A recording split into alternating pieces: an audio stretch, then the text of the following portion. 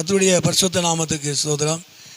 இன்றைய தினத்துக்கான தேவனுடைய வார்த்தையானது ஆதியாகமம் 39ஆம் அதிகாரத்தில் 21வது வசனத்தை நான் பார்க்கும் பொழுது, கர்த்தரோ யோசேப்போடு இருந்து அவன் மேல் கிருபை வைத்து சிறைச்சாலையுடைய தலைவனுடைய தயவு அவனுக்கு கிடைக்கும்படி செய்தார்.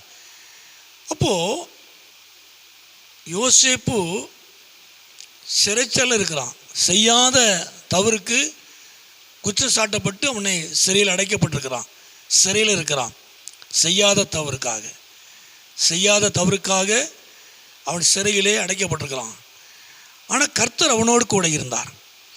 நம்ம எப்படி பார்க்கலாம் அப்படின்னா, இந்த நாட்களிலே செய்யாத தவறு, செய்யாத காரியங்கள், சொல்லாத வார்த்தைகளுக்கு நீங்களும் குற்றம் சாட்டப்பட்டவர்களாக இருக்கலாம், வேதனைப்படலாம்.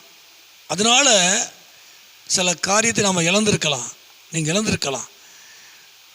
அப்போது இவ்வளோ பிரச்சனைகள், இவ்வளோ போராட்டங்கள், நான் ஒன்றும் பேசலை, நான் ஒன்றும் சொல்லலை, நான் ஒன்றும் செய்யலை, ஆனாலும் எனக்கு ஏன் இந்த மாதிரி காரியங்கள், எனக்கு ஏன் இதெல்லாம் நடக்குது, எனக்கு ஏன் இவ்வளோ பிரச்சனை, எனக்கு ஏன் இவ்வளோ சிறையிருப்பு, இதெல்லாம் நினச்சி நீங்கள் வேதனைப்படலாம்.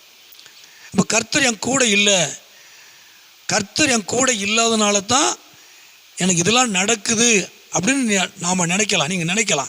அப்படி அல்ல. எவ்வளோ பிரச்சனைகள், எவ்வளோ போராட்டங்கள் இருந்தாலும், எவ்வளோ சிறையிருப்புகள் இருந்தாலும் கர்த்தர் உங்களை விட்டு விலகாதவராக இருக்கிறார்.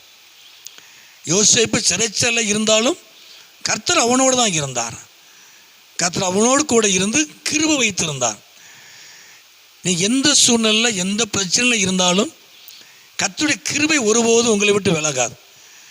அது பிரச்சனைகளை பார்ப்பதற்காக இல்லை, அந்த பிரச்சனையில் இருந்து நீங்கள் விடுவிக்கப்படுவதற்காக, நீ எந்த தவறும் செய்யலை அப்படிங்கிறத நிரூபிப்பதற்காக கர்த்தர் உங்களோடு கூட இருந்து அவர் எல்லாவற்றையும் உங்களுக்கு அனுகூலமாக்கி தருவார். அதுதான் எனக்கு, நான் சிறையில் இருக்கிறேன், பிரச்சனையை சந்திக்கிறேன், ஆண்டு என்னை கைவிட்டார், அவங்க எனக்கு உதவி செய்யலை, யாருமே எனக்கு உதவிக்கு வரலை, நான் ஆராதித்த, நான் நம்பினேன், ஆண்டவரே என்னை கைவிட்டார் அப்படி சொல்லாதீங்க.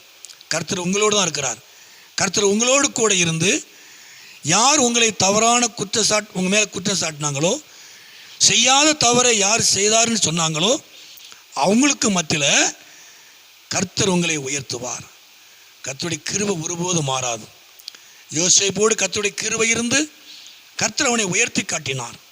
அதே போல் கர்த்தர் உங்களோடு கூட இருந்து எல்லாருக்கும் மத்தியில் அவர் உங்களை உயர்த்துவார். அவர் கிருபையினால் உங்களை உயர்த்துவார். எல்லாம் உங்களுக்கு அனுகூலம் பண்ணி தருவார். அவர் நாமத்தை மையப்படுத்துவார். பயப்படாதீங்க, கர்த்தர் உங்கள் வாழ்க்கையில் பெரிய காரியத்தை செய்வார். ஜெபம் மூலமாக எங்களை அதிகமாக நேசிக்கிற நல்ல பிதாவே, அருமையான ஆண்டவரே, இந்த நேரத்துக்கு ஸ்தோத்திரம்.